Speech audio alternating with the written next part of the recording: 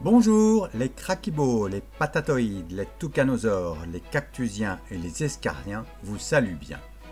Voici le matériel pour un joueur avec tout d'abord le vaisseau, tous les pions des races que nous venons de citer et enfin les cartes actions et l'argent bien sûr nécessaire pour jouer. Chaque joueur dispose de 9 cartes actions. Voyons celle-ci de plus près.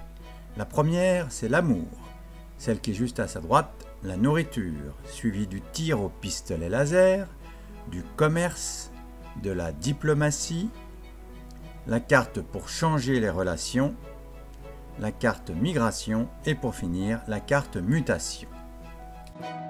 Ensuite on met sur la table les 8 cartes relations, exactement dans l'ordre que l'on voit ici.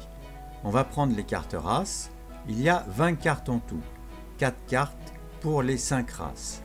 On va en mettre une de chaque côté totalement au hasard sur les 7 premières cartes et les 6 seront pour la 8e carte en bas.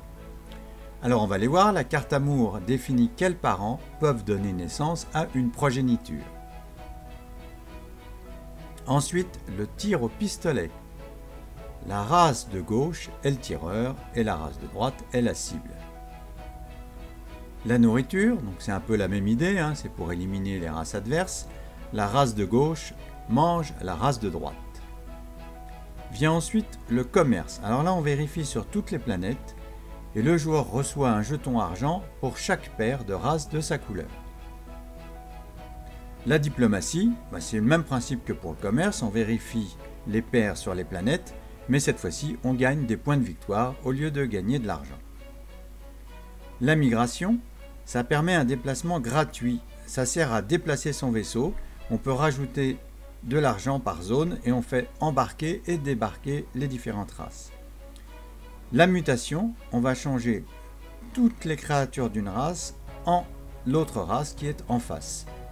Et enfin le changement de relation, alors là c'est chaque joueur, en commençant par celui qui a joué la carte, qui va changer une des relations dans les cartes qu'on vient de voir.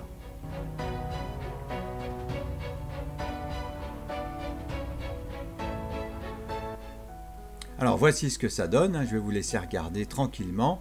Ici on a posé toutes les cartes au hasard. On voit au début du côté amour, le tir au pistolet, la nourriture, suivi du commerce, ensuite la diplomatie, la migration, la mutation et on voit en bas les cartes qui nous permettent de changer ces relations lorsqu'on joue la carte changement de relation.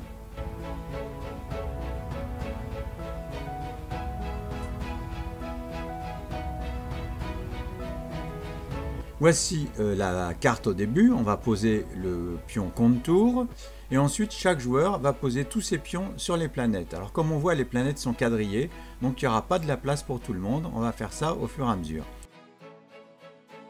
Comme on peut le voir, c'est le même principe sur son vaisseau, il faut bien choisir comment mettre ses pions de ses races.